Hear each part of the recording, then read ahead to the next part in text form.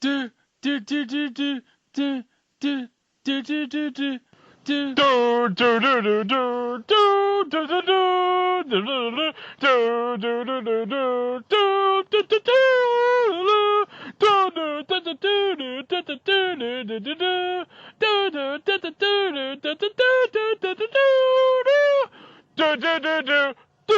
do do do do do. Welcome, one and all, to the first of a pair of special shows here on It Was a Thing on TV. My name is Geoffrey Chancery III, and I know what you're thinking. Hey, don't you sound an awful lot like that Johnny C guy who did the intros for Marvel Month? Well, guess what? I'm not, because I hear that guy's a loser that never gets laid. In any event, to celebrate the upcoming release of Marvel Studios' Thor, Love and Thunder, we present this pair of episodes designed to celebrate the return of everyone's favorite Asgardian, Thor Odinson, into the Marvel Cinematic Universe. In our first episode, we look at an early role for the Grandmaster himself, Mr. Jeffrey Goldblum. Back in 1980, Stephen J. Cannell, a television legend best known for floating his paper in the air. And I think he also made that Channing Tatum movie, 21 Jump Street. Wait, that was a TV show first? I've never seen it. Is it any good? Anywho, he created another TV show about two private detectives, with Mr. Goldblum playing an accountant to his partner, played by Ben Vereen, a hustler working as a private dick to satisfy his parole requirements. So now, we go to our lovable band of scallywags as they look at Tenspeed and Brown Shoe. She's got a smile that it seems to me reminds me of childhood memories, when everything was as fresh as a bright blue sky. Now and then when I see her face, she takes me away to that special place. And if I stare too long, I'd probably break down and cry. Whoa! Ho, ho, ho! Sweet child of mine! Did that guy just call Ben Vereen Ben Baron? Chico, that guy's British. Oh, that explains it. Well, to be honest, I don't know where I found this guy. This guy was on my lap. I was desperate to find somebody to do the intros for this set of episodes. So, he was willing to do it for minimum wage. So what can I tell you? As long as he was able to do it, you know? Yeah. Jeffrey Chancery III. Jeffrey Chancery the... No, not Jeffrey. It's Joffrey Chancery. Oh, Joffrey. My mistake. Now he sounds like a Game of Thrones character. Got it. Okay. Well, let's get on with this episode. Let's get on with this episode indeed. Episode number 283. Submission number 608.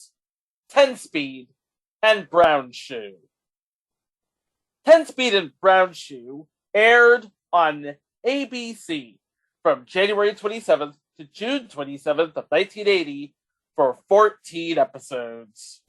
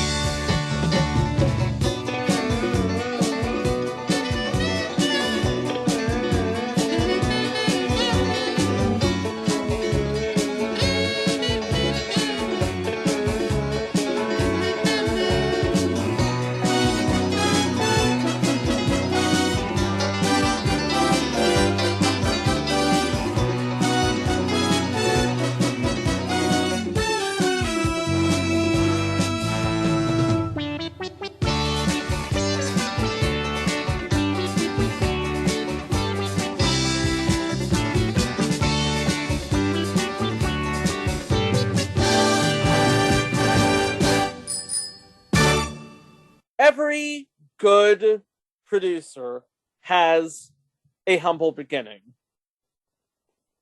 This show was the first show ever produced by a legend in the industry.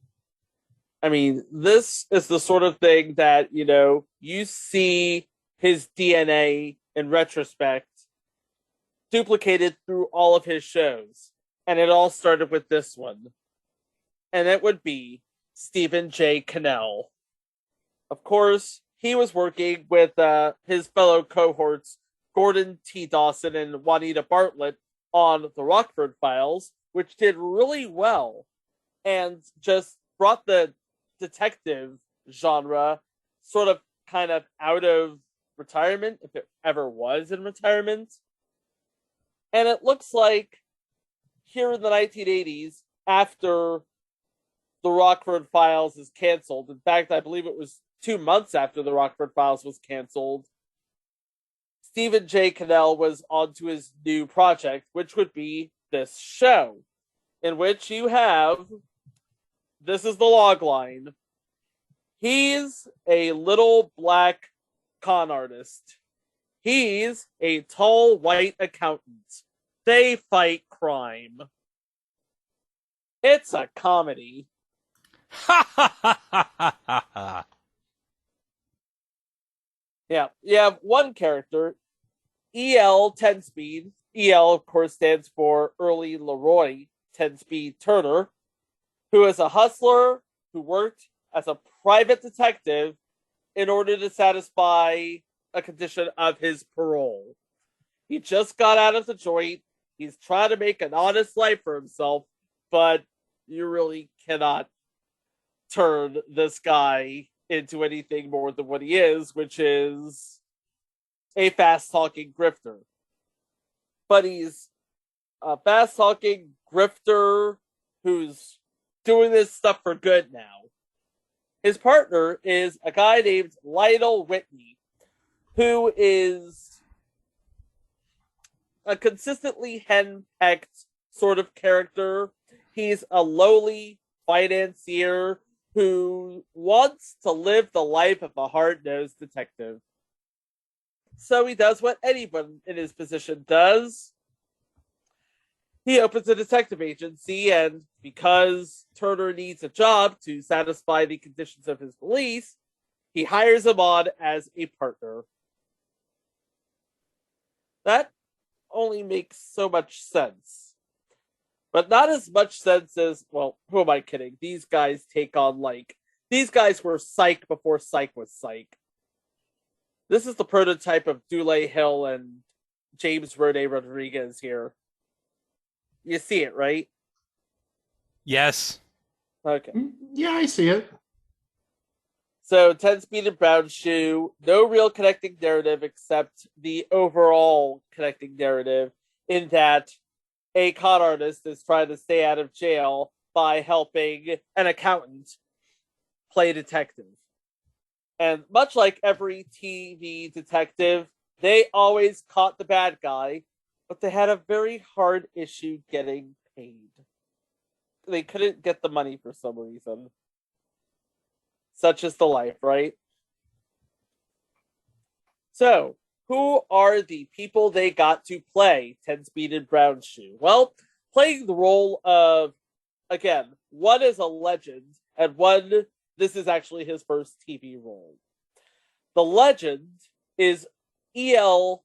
Tenspeed Turner, played by Ben Vereen, who is just this, a veritable song and dance man. He is a classic triple threat. I mean, we've seen him do his dancing and singing on Zoobilee Zoo. We've seen him, act hard on that episode of The Fresh Prince. I don't know if you remember Sounds Like Music to Me, the music video from Reading Rainbow. It was one of my favorites. Vaguely, I do remember that, sort of. I'm gonna have to find that. That wasn't on the Abby Yo-Yo episode with Pete Seeger, was it? No, it was not. Oh, well. That was one of my favorite episodes as a kid, the Abby Yo-Yo episode of Reading Rainbow with Pete Seeger. That was a good episode, too. That was. A good episode, too. But yeah, Ben Vereen's still very much active, still very much in the game. And also still very much in the game is the guy they got to play Brown Shoe, native Pittsburgher, playing the role of Lionel Brown Shoe Whitney, native Pittsburgher. You would know his work when you see it. Jeff Goldblum.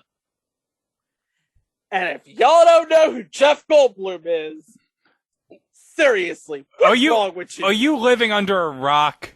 Like, what universe do you live in? We're talk about The Fly. Talk about the Jurassic Park franchise. Talk about The World According to Jeff Goldblum on Disney Plus. I mean, seriously, what podcast are you listening to? And the reason why we're bringing him up for this special series of episodes is, of course, he plays the Grand Master in the Marvel Cinematic Universe. He does. He plays the Grand Master of the Marvel Cinematic Universe. I don't believe he's in Thor: Love and Thunder so far as I know. We think, but you know what? Who knows? Who knows? Who knows? Thank you, Tom Baker. You set it up, I knock it down. That's how we roll. For what it's worth, Truth by Consensus Wikipedia has him in Thor: Love and Thunder, so yeah. And together, like I said, he's an ex-con, he's an accountant, they fight crime. That's really the crux of the show.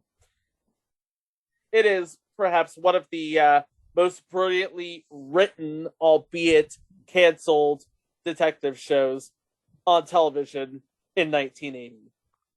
Because who do we have? Because Stephen J. Cannell ended up writing 8 of the 14 episodes, with his associates taking on the rest. And it just had his DNA. You have the theme music, which you heard at the top of the show, written by theme music gods Mike Post and Pete Carpenter. Oh yeah, and you know what? They did the theme to Riptide. You know who produced Riptide? Oh, Stephen J. Cannell. Stephen J. Cannell. And Greg, I hope you got good use out of your friendly subscription with the Riptide Marathon the past couple of days on Decades. Oh, yeah, it was everything I could ask for. Now I have all the Tom Brady I can want for a month. I'm happy for you, Greg. I am. I'm very happy. Mission accomplished. Good job. That in between Crackle, because I don't know if you guys know this, but okay. This is CNN Breaking News.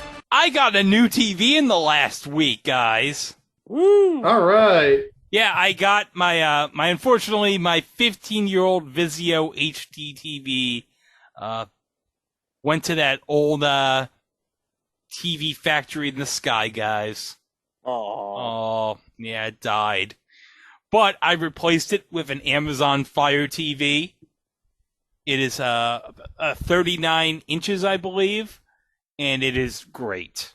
I have like Pluto TV, I got Disney Plus, I got Hulu, I got Prime Video, Apple TV Plus, the whole works on it. And you know what I'm doing watching on the Fire TV? I'm watching old episodes of Mystery Science Theater 3000 on it. Nice. It's a good way to spend time. That's is. Right. That's Very right. good decision. That's right. And tomorrow night I'm going to be watching Munchie. No. I know what you're doing. Okay. And aside from Tenspeed and Brown Shoe, we have an assortment of colorful characters here. We have playing the role of Crazy Tommy Tedesco is Richard Romanus, who you would have seen in Mean Streets and you would have heard in Heavy Metal.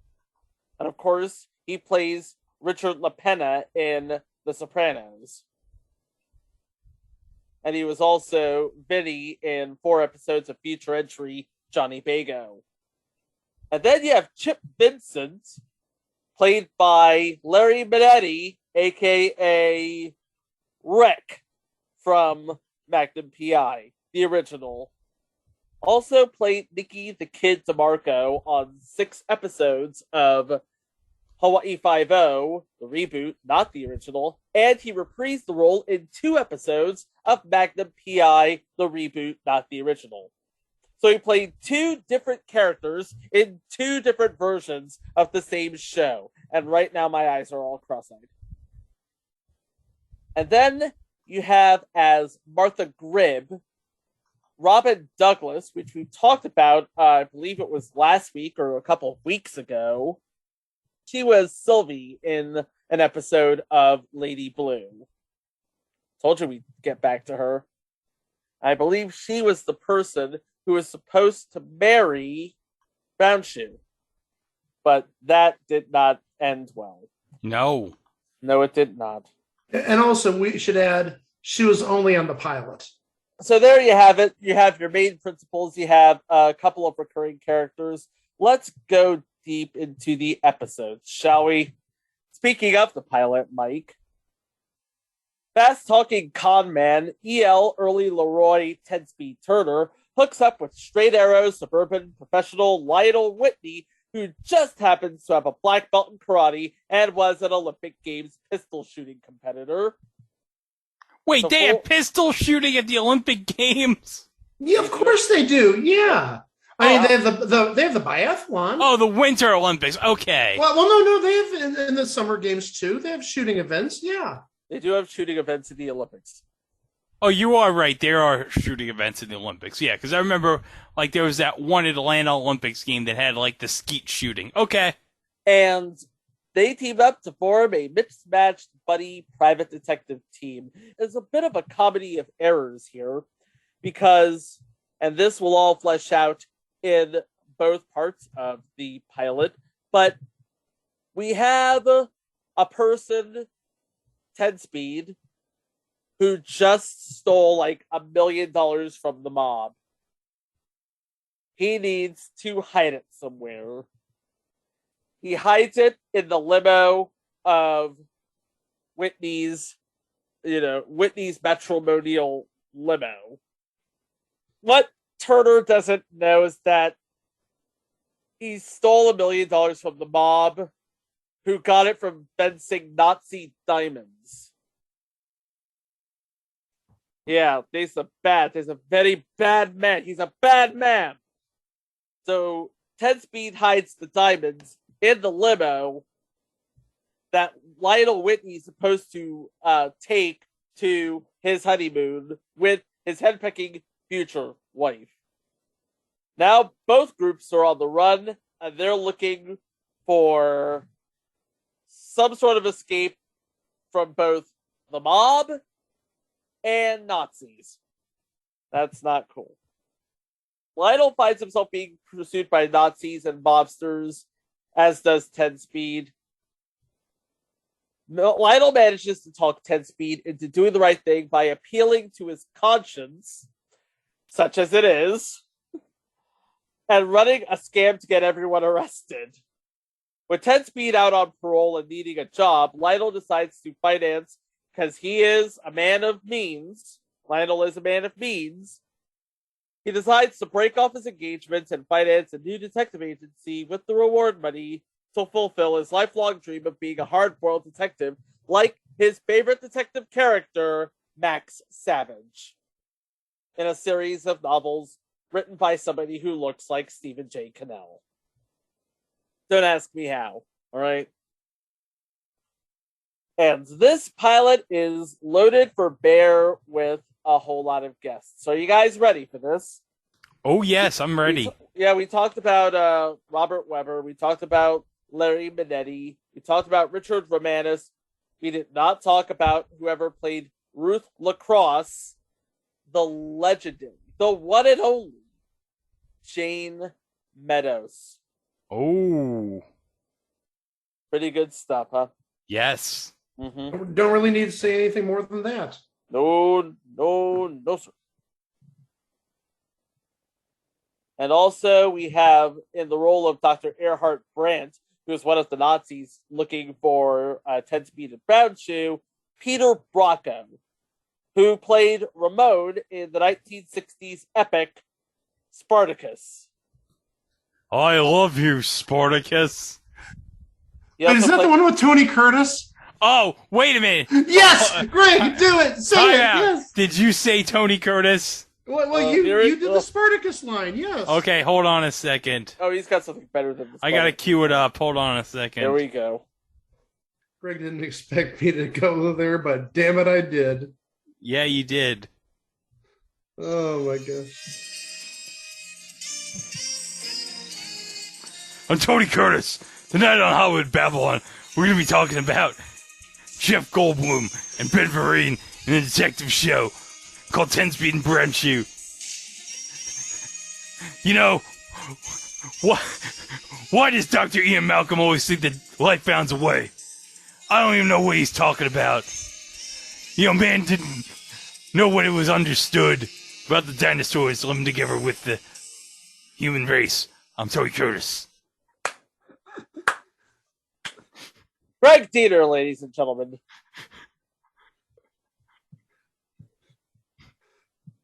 Yeah, but aside from that, he is a quintessential that guy from That Thing. He's been in everything from It Takes a Thief to The Odd Couple to The Rockford Files, and his last credited role, well, one of his last credited roles was 1987's Throw Mama from the Train. Oh, Throw Mama from the Train. Oh, what a Classic movie. Oh, that's a great movie. With Billy Crystal, and- Danny DeVito, and Mama Fratelli from the Goonies. Wait, hey, Greg, you can't overlook the obvious. We're going to talk about Danny DeVito on the next episode. That's right, we will be talking about Danny DeVito in the next episode. Oh, but yes. We're going to be taking out the trash also after this episode, so. And thus begins the epic adventures of Tenspeed and Brown Shoe. And we pick up when Whitney has his own agency. He's waiting for the phone to ring. Meanwhile, we hear him narrate in his own head in a voice that can only be described as Jeff Goldblum-like, reading a Max Savage novel. But the phone does eventually ring, and we get into episode 2, The Robin Tucker's Roseland's Roof and Ballroom Murder. Lionel takes his first case, tracking down a missing girl on behalf of a millionaire, but he soon discovers that the millionaire wants her dead, and others start dropping dead around her. Uh-oh. Playing the role of said millionaire Bill Kingman is John Plachette, who you would probably remember from the first couple of seasons of Knots Landing. Oh, and he portrayed Lee Harvey Oswald in the TV movie The Trial of Lee Harvey Oswald. Where, guess what, guys? Yeah, he played Lee Harvey Oswald. You're kidding. No. And also, we should add that he is the cousin of Suzanne Plachette. That's right, he is. Yep. So yeah, talent is in their DNA. Playing the role of the daughter is Elaine Heilvale. If I messed that up, I'm sorry. And she has been on 4 episodes of Beauty and the Beast from 1989, playing Olivia. But she was perhaps best known as Nancy Lawrence Maitland on the 1976 series Family. Anyone else in this episode? We have, Leo Gordon's in this episode. Leo Gordon plays Joe Kingman in this episode, and you know him as a poker player in the 1994 movie Maverick, and also as Charlie Bowden in the 1990 series Wise Guy. But Was that the final season of Wise Guy? probably from 1994, yeah, probably.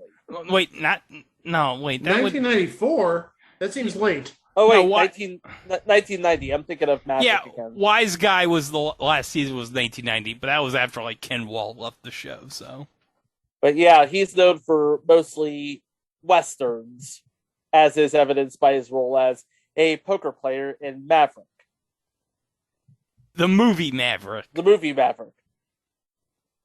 But he also was in Sequest 2032 at the same time. So not only was he in The Winds of War in 1983, he played a different character in the sequel, War and Remembrance. Was he in The Winds of Whoopi? Sadly, no. Oh, that. Will he be in Whoopi in Remembrance? Sadly, no. You know, I really hope that Steve Martin does finally, after 35 years, make that sequel, Whoopi in Remembrance. You and me, brother. Yeah. Episode 4. Savage says, "There's no free lunch." Lionel falls in love with a female client who has hired him to find who is trying to kill her. Meanwhile, EL tries to duck a former partner from his past.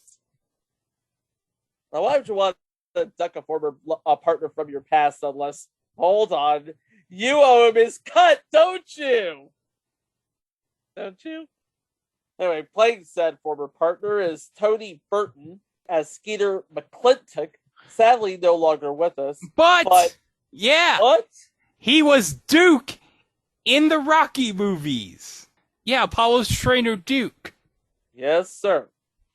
And of course, the person that Whitney ends up falling in love with, Avon Madison, played by Janice Hayden, not known for much except, well, her latest credit and 3 episodes of Santa Barbara.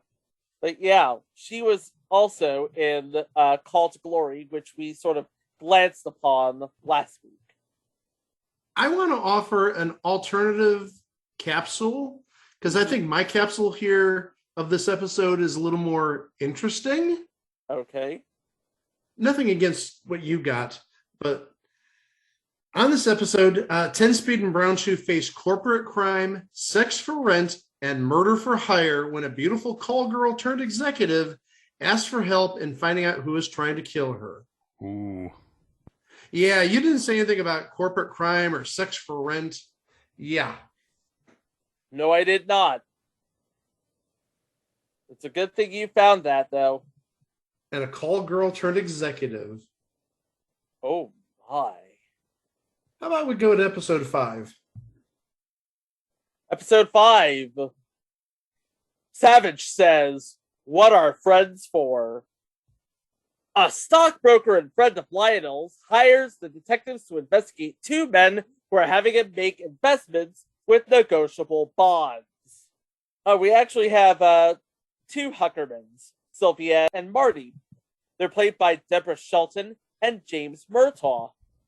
James Murtaugh, of course, known primarily for the role of Jack in How to Lose a Guy in 10 Days and the role of Chief Tom McInerney in Third Watch, and Deborah Shelton, known primarily for her role in Body Double, Sins of the Nights, Silk Degrees, and Nemesis, all of which sounds like movies that Dad probably collected but wouldn't let me watch. Playing the role of the Hellhound's leader, Martin Cove. You know him. Well, some people may remember him from his role on Cagney and Lacey, but the role that pays his rent, the role that pays his rent, The role that pays his rent. I won't see rent. I want to see Rent. Sensei John Kreese in the Karate Kid franchise. Mm-hmm. Well, Cobra Kai. Let's make it even more recent. Yeah, Cobra That's Kai. part of the franchise, bro. Yeah. Episode 6. What the 16 bite data chip and the brown-eyed fox. Yeah, this was back in 1980 where 16 Oh, bites. 16 bites. It's like, oh, this is as good as it's going to get. Oh, we're not going to need more than this? Yeah, fast forward 40 years, and I have 3 terabytes in my pocket right now. I think he's bragging again. EL is smitten with Lola Marshall, a beautiful dancer who hires the partners to find her missing brother, a computer programmer who was used in a scheme to liquidate a tax evaders company against his will. Playing the role, of course, is Lynn Moody, who is known mostly as a voice actor. She played additional voices in 13 episodes of A Pup Named Scooby-Doo. She was also featured in Foofer, E/R, which, seriously, if this isn't on the schedule soon, it should be. And I have no idea what Class N session is, but she plays the principal. With respect, you're dropping the ball because you're missing another big one. Mike, you're going to have to wait for me to get to all of the names before you say I... No, not the names. I'm talking about a TV show that Lynn Moody was on. Oh, see, I did miss the ball on that one. Yes, there's actually two I want to mention because when you said her name, I went immediately to two shows. Mm-hmm. First, she was on 8 episodes of soap in seasons 3 and 4. She was actually dating Jody, Billy Crystal's character, because they did some sort of like conversion therapy, talking about really risque stuff back in 1980, 81, where they determined, he's just playing a gay guy. He's actually straight. So he dated this female named Polly Dawson, which is Lynn Moody. And also, just to throw in a little extra wrinkle to make it even more controversial, because soap was known for it, Lynn Moody is African-American. And of course, Billy Crystal is white. So, hey, it's an interracial. It's a mess in 1981 is what it is. But yeah, so that's where I remember her from. But also, she was on That's My Mama.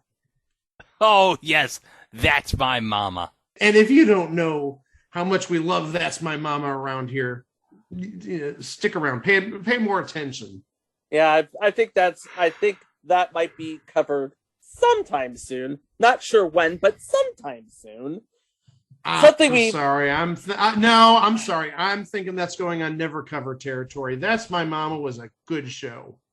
Yeah, but it only lasted but the one season, if I'm not mistaken. 2 seasons.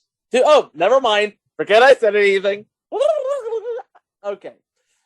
And playing the role of Cletus in this episode, somebody we actually talked about on this podcast, Dennis Berkeley. We talked about him. Yes. Yep, we talked about him on Stanford.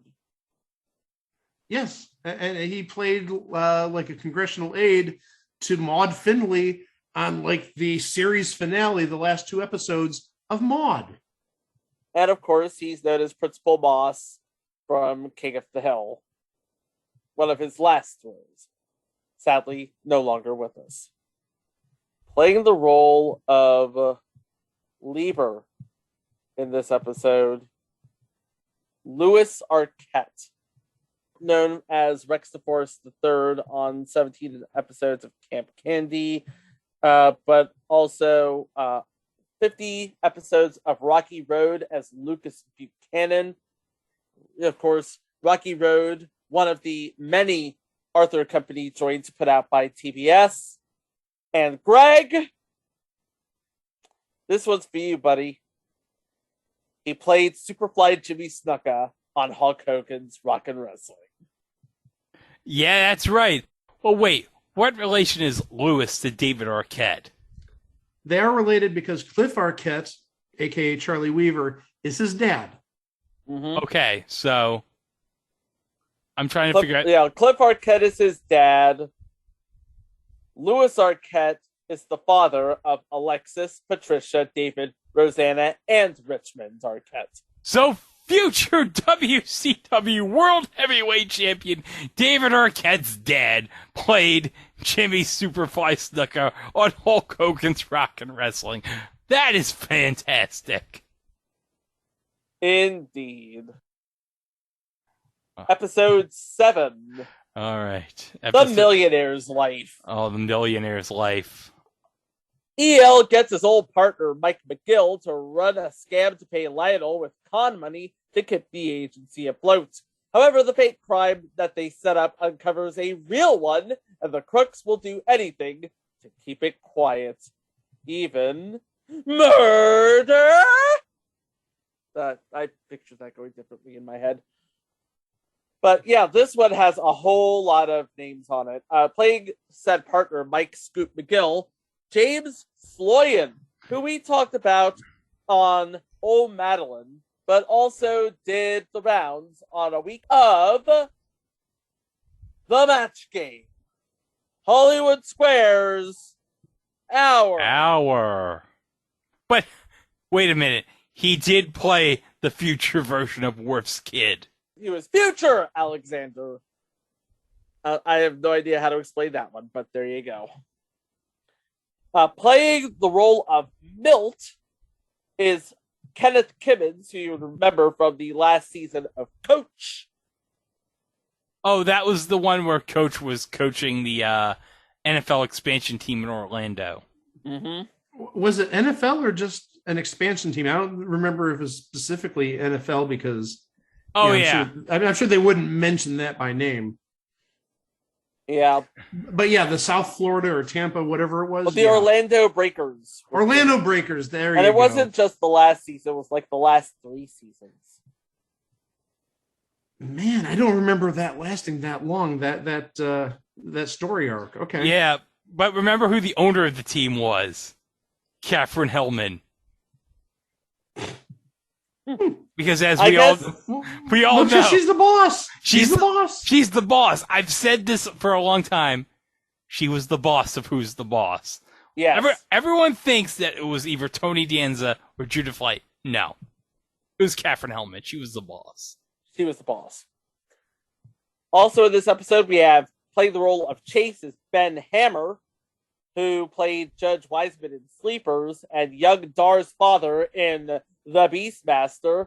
But of course, Greg and I, and maybe Mike, would know him best as Hans the Maitre d' in a very disastrous lunch date in the only 80s movie that truly, truly matters, 1987's Mannequin.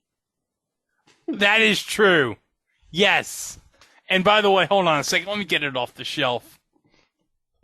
Greg has a copy that he's showing right now. I got it on Blu-ray, folks. Because I can't stream this, I might as well get the Blu-ray of it from Olive Film. So there it is. All its glory right here. Yes. I love that they have the poster art, too, of Andrew McCarthy on the motorcycle with the mannequin. Yes. And it says, some guys have all the luck. Yeah. Hey, it's not every day that you have a Brat Packer share the screen with somebody who's incredibly stiff. And also a mannequin. But also one day will be the future version of Hilary Duff. Yes. And also in this episode, playing the role of Sally is Deborah Adair, who will cover sometime in the new year, not going to say when, but sometime in the new year, we will cover The Finder of Lost Loves. And rounding out the known entities on this episode, playing the role of Joey is Mino Peluche, which we covered in Voyagers. That's right. But you know what? We'll also be talking about him again later on in the year because remember, guys, as I mentioned back in episode 3, he was on Wow! Manimal. He was. We actually have one more name, and that's Floyd Labine, who plays Mark Trousdale. He was actually in Braddock Missing in Action 3 with Chuck Norris. He was also in 2 films with Eddie Murphy, Norbit and Meet Dave, and he was also in Airplane 2, the sequel. Hey, guys, you know, since Chico mentioned Chuck Norris, I'm going to have to play this. Walker told me I have AIDS. Jeez. Good night, everybody. Mike is ashamed that I played that. Thank you, He's not the only Conan. one. I mean, that was Conan's go-to like 15, 20 years ago was that. With the walker lever. Oh, yeah. Some of the greatest scenes ever. Especially... Remember that one clip with the dad from the Wonder Heroes like walking away from the kid and he falls jumping on the ground? Do you remember that clip? That was disturbing as hell. Yes, that clip was disturbing as hell. But the best part is, since Walker Texas Ranger's now on H&I, Like, I could watch it at any time out of context, and you know what? It's just as hilarious as it is on Conan. Okay, let's continue. Okay. Episode 8. Savage says the most dangerous bird is the jailbird. Oh yeah, the most dangerous bird is the jailbird. Oh yeah. Close enough. A lounge singer comes to the partners for help against the crazed gangster. Played the role of the lounge singer, Phyllis Lassiter, Shelley Smith, who we talked about on this podcast before. Yep. We talked about her like 2 weeks ago in No, Lady it's- Blue. Exactly. Yeah. We also talked about For Love and Honor, but we did not mention her work on that show. Before we get to the other guest stars of note, I do want to give again the capsule that I have from a newspaper back in 1980, because it gives, it paints a bit of picture. Tenspeed and Brown Shoe make the mistake of trying to protect the beautiful mistress of crazy Tommy Tedesco, the violent and outrageous mobster that the duo have outwitted in the past. So the lounge singer is the ex of Crazy Tommy Tedesco. Yes. Who we talked about already. Richard Romanus plays that role. And playing the role of Johnny McClane is Richard Dimitri, who we've talked about him. That's the person I wanted to talk about, because we talked about him when we talked about When Things Were Rotten. He played Bertram and Ronaldo. In this episode, we have an actor by the name of Woody Enney. That guy from That Thing, no longer with us, passed away in 2017.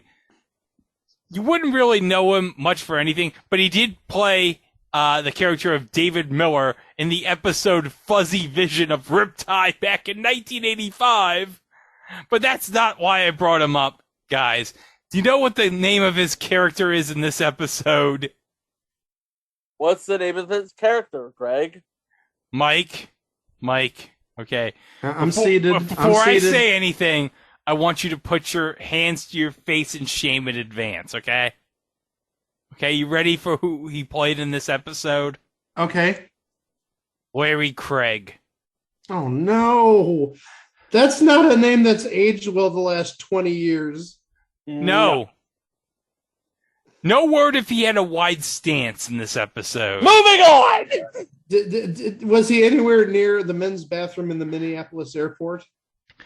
Well, guys, you do know that every year whenever Ken Jennings goes to the Minneapolis St. Paul airport, and he's actually admitted this, he lays a rose on the spot where Larry Craig got nailed.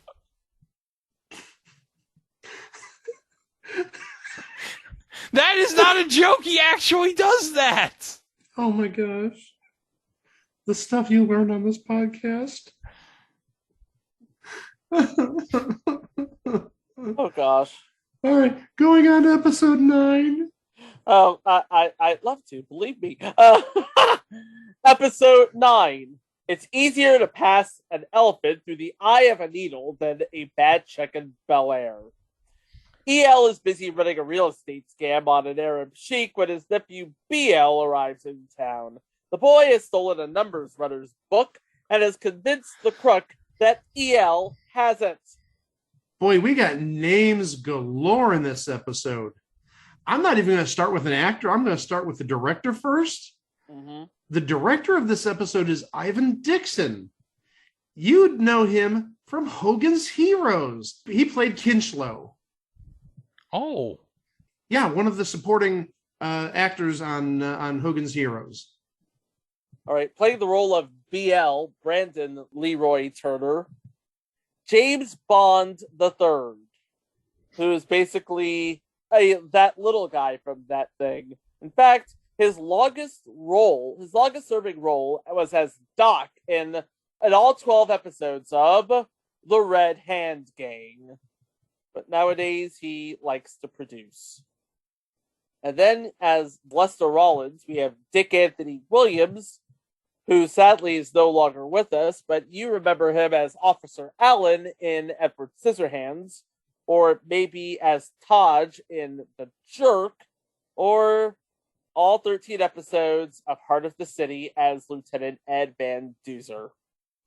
And then as Rogers Dillingham, we have somebody who we've talked about on this podcast before, all the way back in the before times, I want to say, Robert Alda.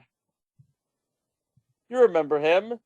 He played Dr. Dan Lewis on Super Train. That's right, Super Train, all the way back in episode 14. Super Train. What a great episode that was. Yep. You know he's going to come up again in a few months. Oh, he is? Mm-hmm. Oh, that's great. That is indeed great. Well, also, we'd be remiss if we didn't mention he's Alan Alda's dad. Yes. Yep. One more name that I want to add before we go to the next episode. Playing Candy in this episode is Rennie Roker. Doesn't have much of a career on IMDb, but the main reason I mentioned Rennie Roker is he's the brother of Roxy Roker and the cousin of Al Roker. And because he's the brother of Roxy Roker, that means he's the uncle of Lenny Kravitz and the granduncle of Zoe Kravitz. So he is the granduncle of Catwoman, basically.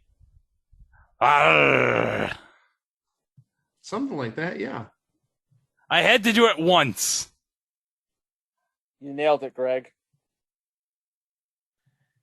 Episode 10, Loose Larry's List of Losers. EL's tough new parole officer wants to put him away, and the partners go after someone who wants to kill the officer to convince him otherwise. Yeah, Lionel receives a hot birthday present from EL, and EL's probation officer is trying to find a way to put him back in. Yeah, you probably don't want to do that. Playing the role of John Dalem, who I'm imagining is the officer in question, is Nicholas Coster, who nowadays plays Mayor Jack Madison in the digital soap opera The Bay, but played Captain Harriman in the 1998 adaptation of Time Cop. He was also, are you ready for this? Blair Warner's daddy on The Facts of Life. Wow. And also we know who played Joe's daddy on The Facts of Life. It was Alex Rocco. Oh, neat. And also on this episode, playing Bernice Courtney is Candice Azera, who is that woman from That Thing. She played 14 episodes of Angie Spadaro in Caroline in the City.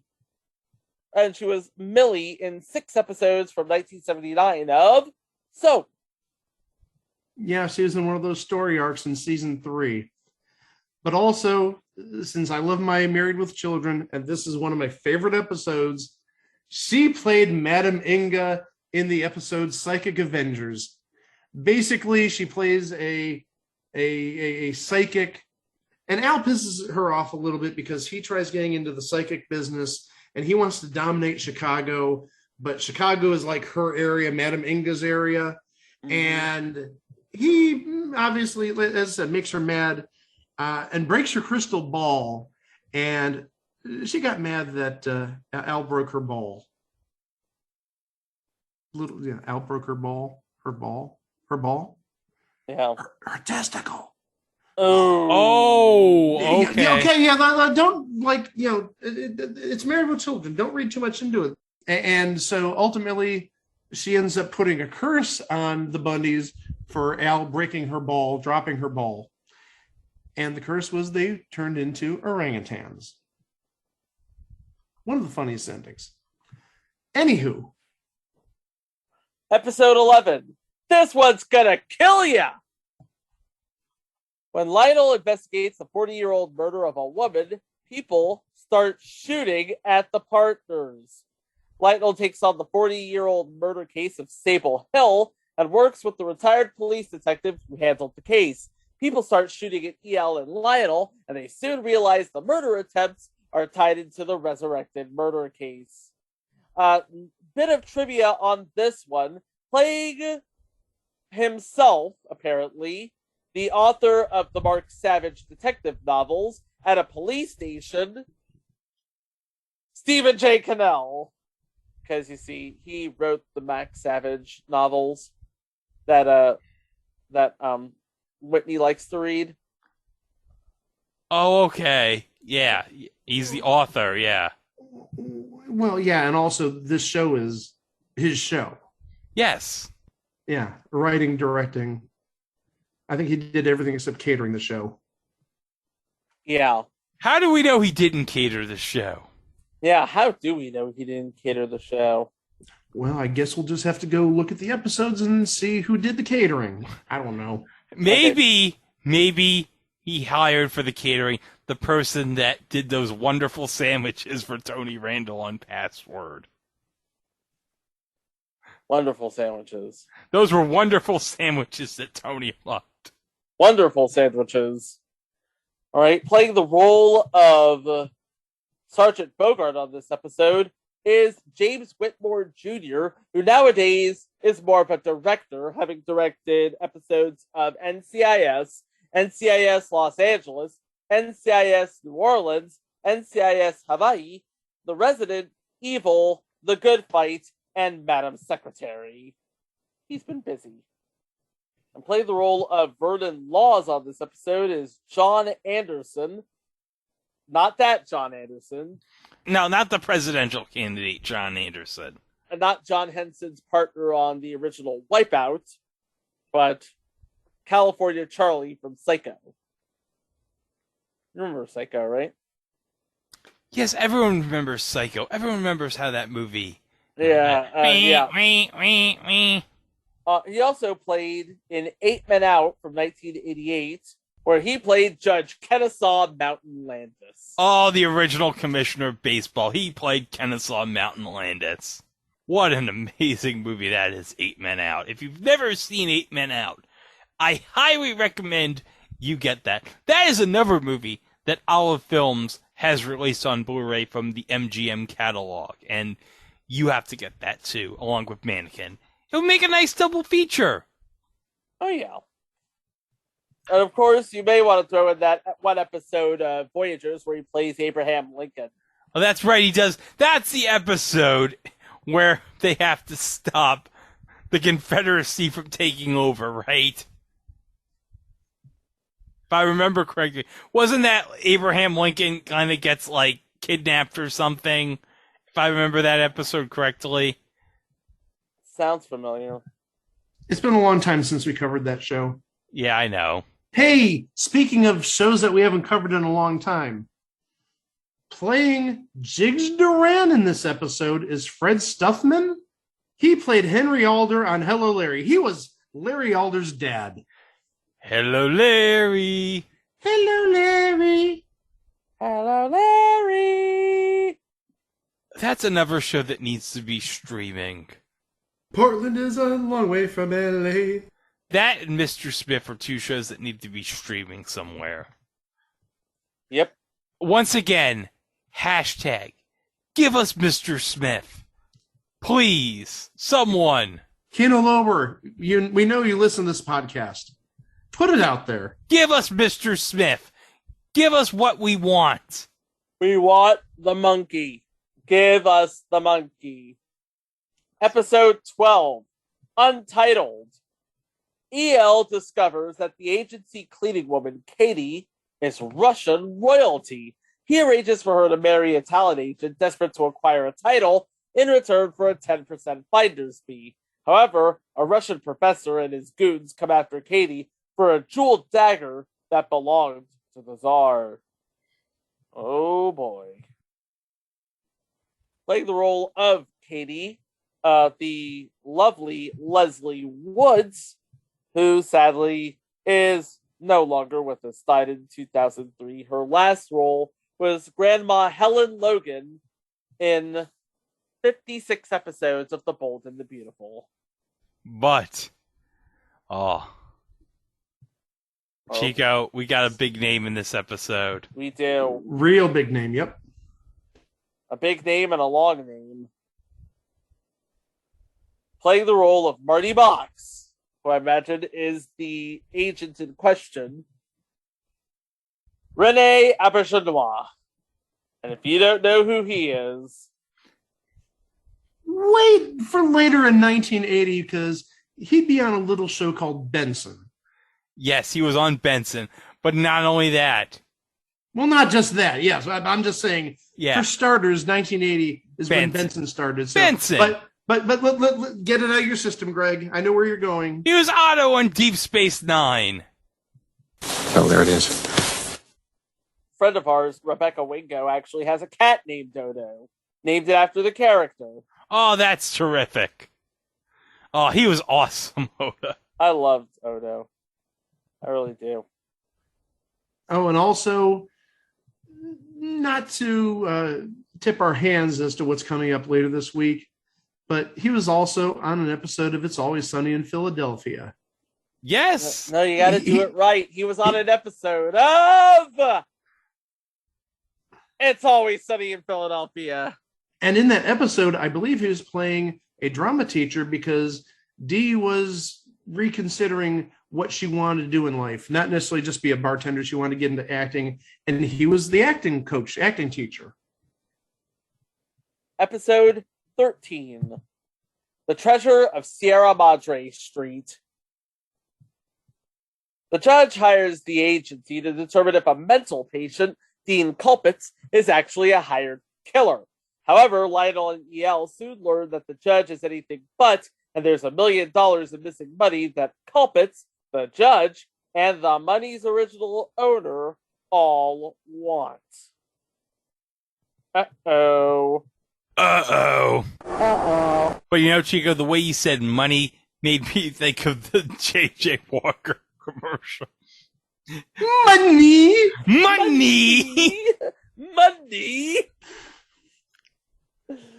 Okay, playing Dean Culpitz is Michael C. Gwynn, who is known, he played Slim in Cherry 2000 and the Duke of Rock in Private Parts, but he's known as Steve Barton in the first season of Falcon Crest.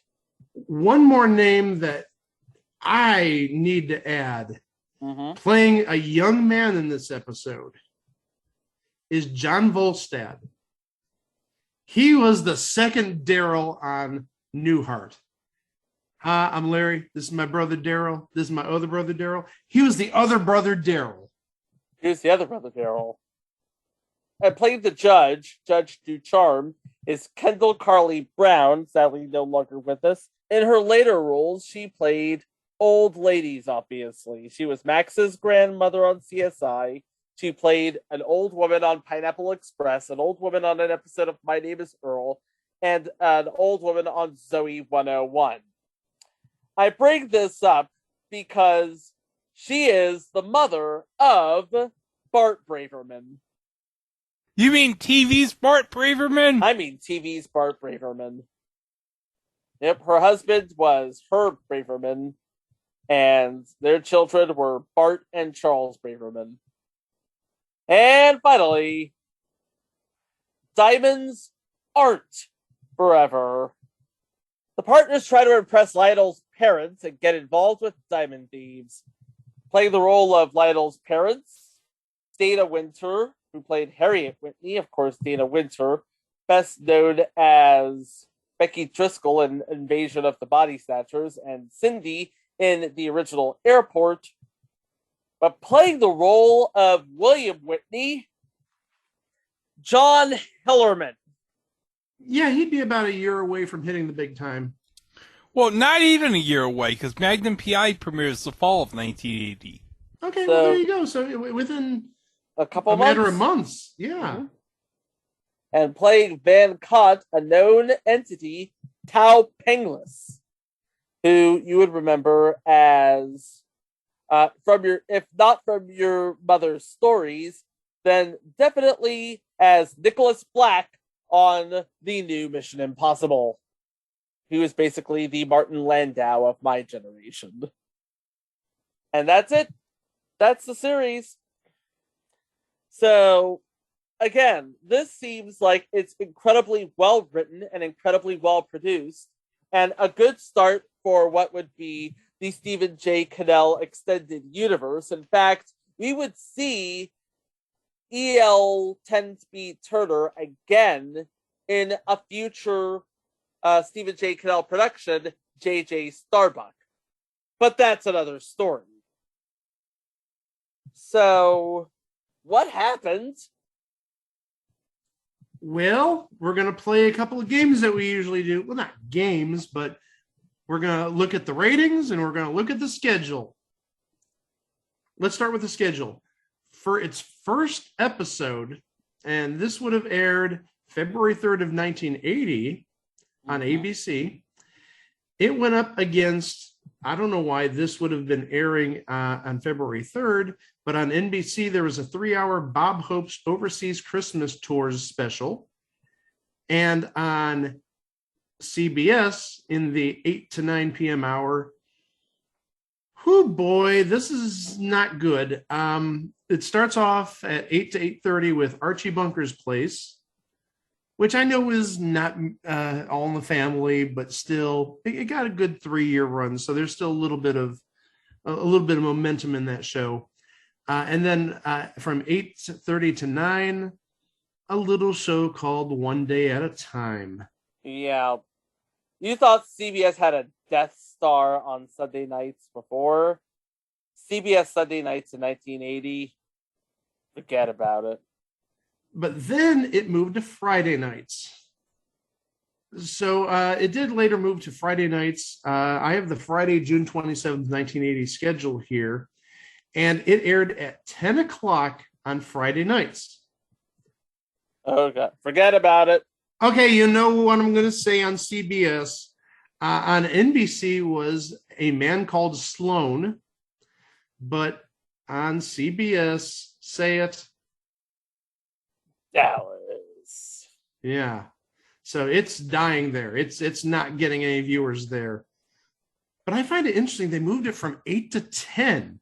8 o'clock on a Sunday for a comedy / detective show is, I think, a pretty good time. But then you moved it to 10. And once you put it up against Dallas, all bets are off. You're not winning that one. Yeah, the thing of it is, it didn't really get a chance to have a steady audience because its run was actually interrupted by the 1980 Lake Placid Winter Olympics. Didn't have much of a consistency on the schedule there.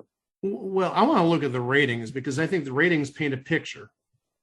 For the first couple of weeks, this is from February 4th to the 10th, but I thought I pulled up the ratings for the first episode too, and they were similar.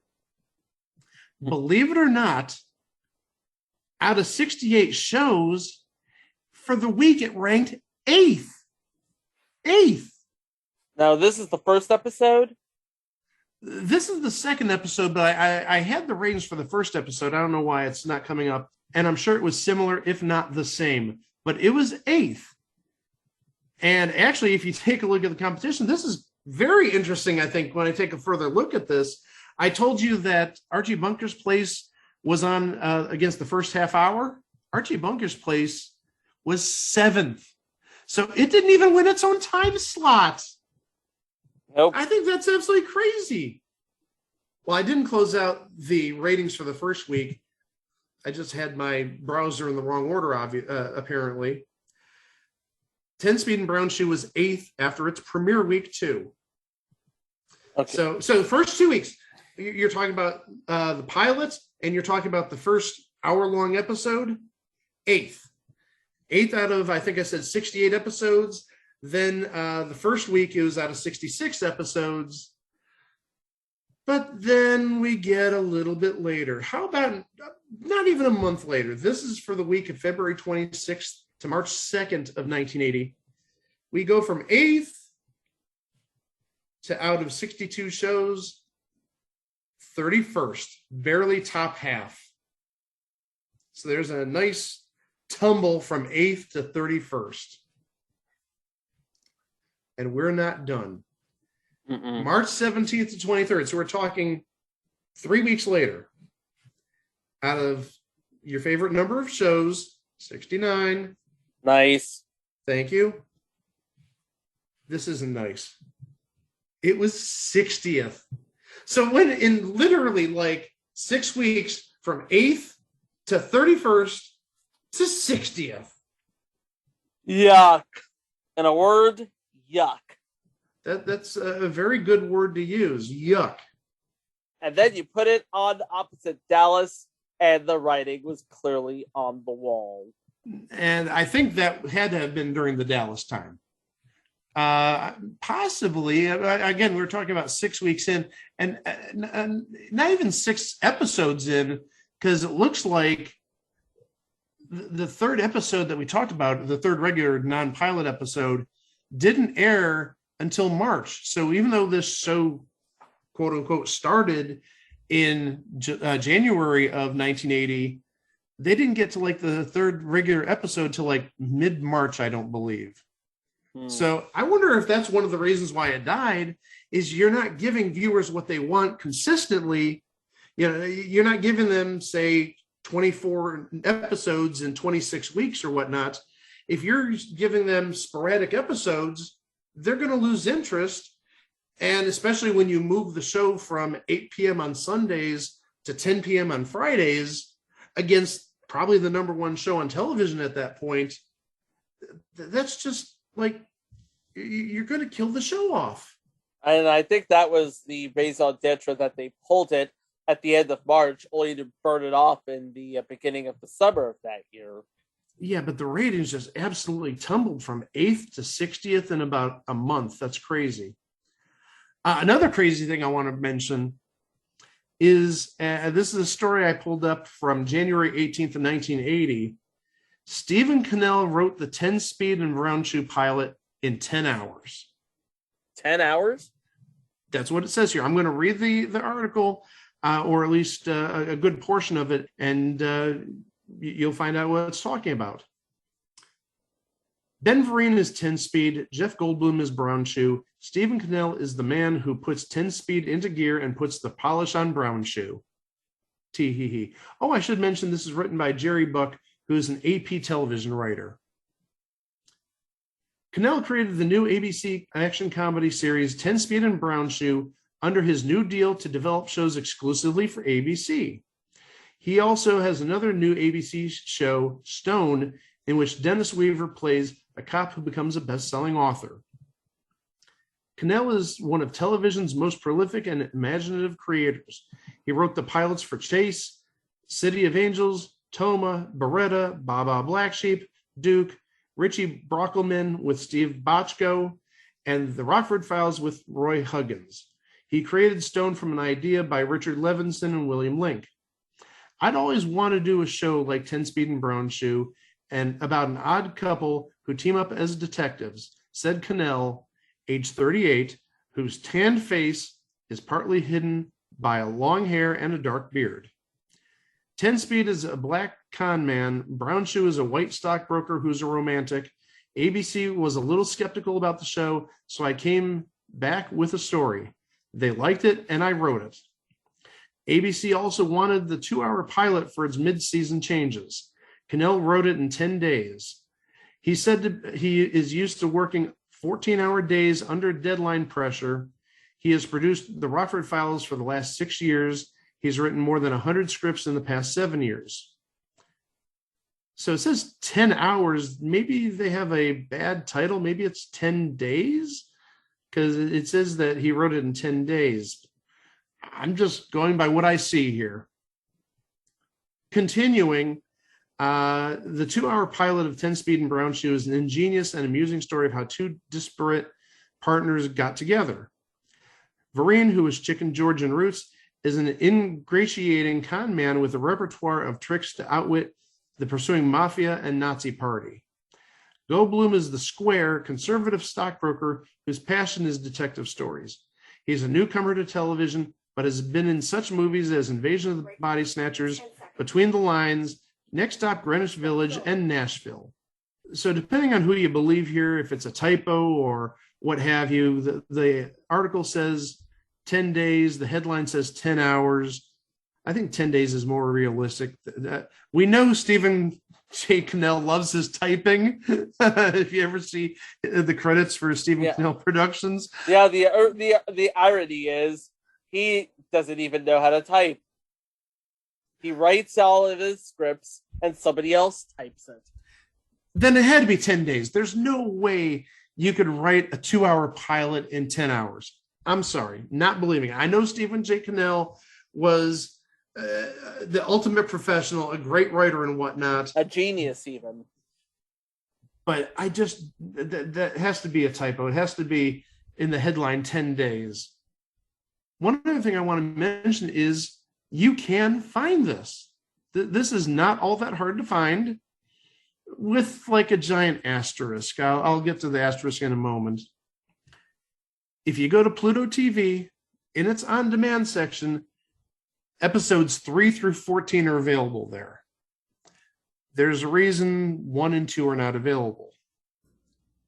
Shout Factory is the distributor of episodes 3 to 14. Unfortunately, the pilot episode, technically episodes 1 and 2, they're owned by CBS. Well, you'd think they'd have it on Pluto because CBS is owned by Paramount, which owns Pluto TV. Understandable, but from Wikipedia, it says because CBS, who held ownership of the pilot, refused to come to an agreement on its use, MCI revealed in January 2010 that it would not be included on the DVD. And apparently that extends now to on demand on Pluto TV. Yeah. Even though CBS owns the service it's streaming on. Well, maybe it's another one of those situations going back to the never-ending fight for, hey, put Mr. Smith on DVD. Maybe it's one of those things that CBS just either doesn't know about or doesn't care about.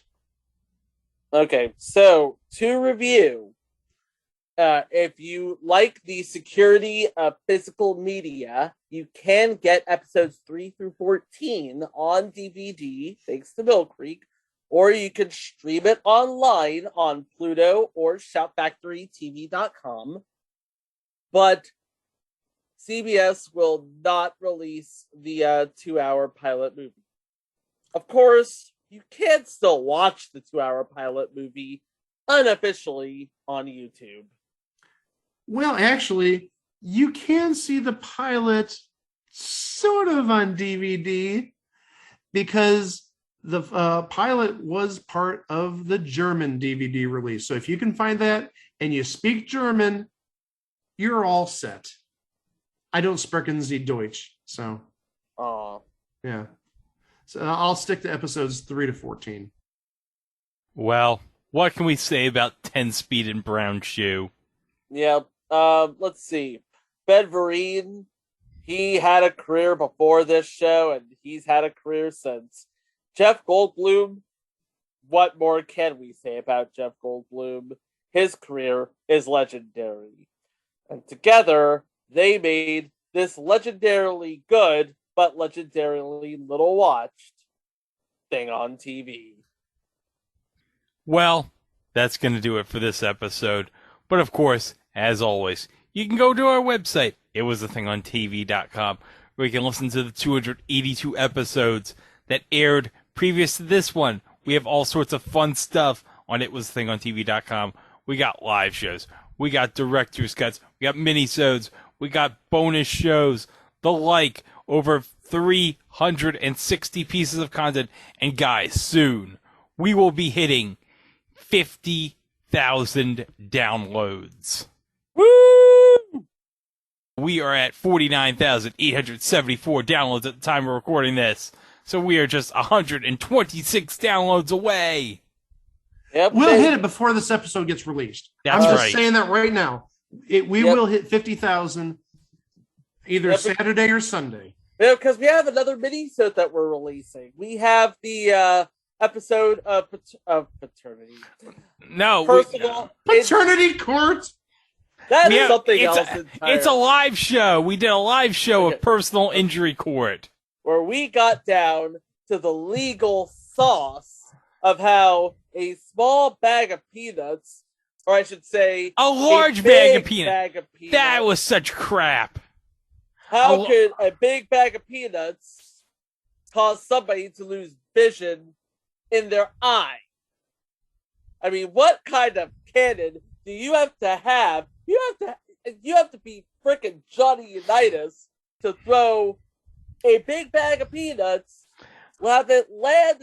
Well, this will all be explained when we download the episode. Well, apparently, Home Run Roo has one heck of an arm. Oh, yes. Are you serious? Oh, that was great. But guys, on Thursday, we're going to be honoring, for the 4th of July, the troops. And we've been hyping this for a long time now. But you know what? We're going to thank them for their service. But also, we're going to give them some good old-fashioned sports entertainment. And jean shorts. But you know what? You'll find out all about that, Chico, on the next episode of It Was a Thing on TV. Thanks for listening. Please be kind to each other, and we will see you for the next one. Wow! Mr. Lionel Whitney talks about Mr. 10-Speed Turner. Boom, 10-Speed Turner. He's kind of a hard guy to describe. He's sort of all things to all people. Oh, the Lord blessed us this year. As a matter of fact, I'm never sure exactly who he is to me, but he's exciting, and he's my friend, and I'm glad. They'll make adventure fun again.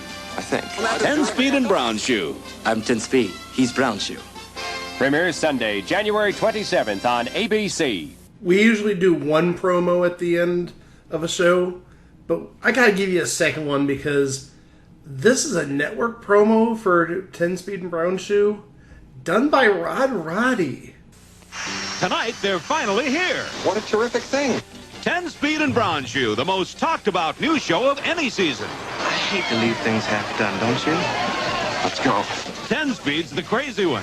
You're an astronaut, right? You and John Glenn and Mickey Mouse got a bad re-entry and you just happened to land in the front seat of that limo? Brown Shoe's the quiet one. Why are you doing this to me? Together, there's some pair. 10-Speed and Brown Shoe. Tonight at 8, 7 Central and Mountain, right after Galactica 1980. And now the extremely rare Double Rar. Wow! So my last housemate left all of a sudden, but fortunately through my work, a position came up in Los Angeles, so I needed to find a new housemate. Hello? The Grandmaster was the only one who answered my Craigslist ad. Imagine that.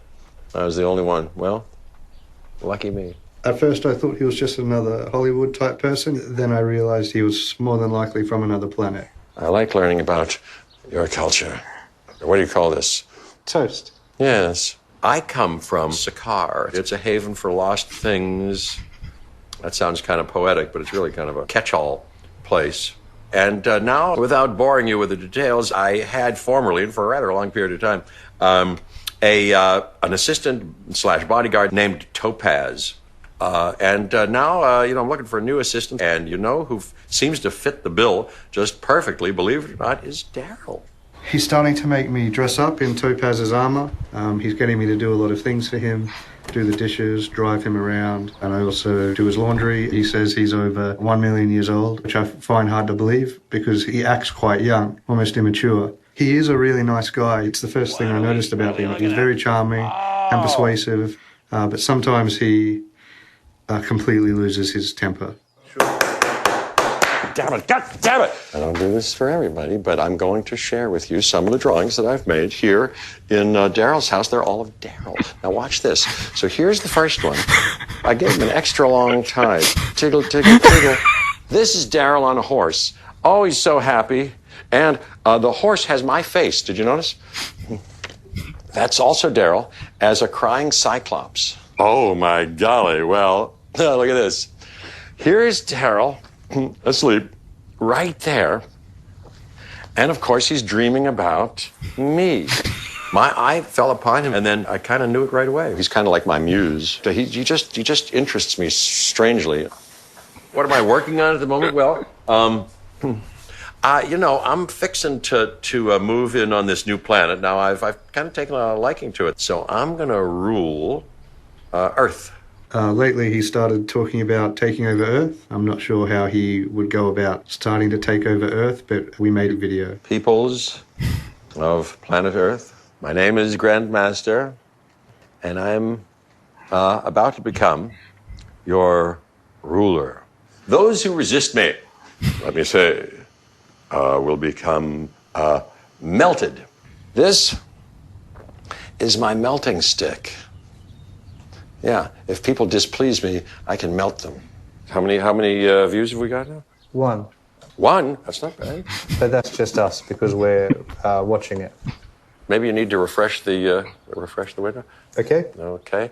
And how many views do we have now? Now we've got 2. Ah, good, 2. So we're in business. That second one is us too. We've seen it twice. We might need to make another video advertising the original video. You know anybody who could play music? Some of your work friends?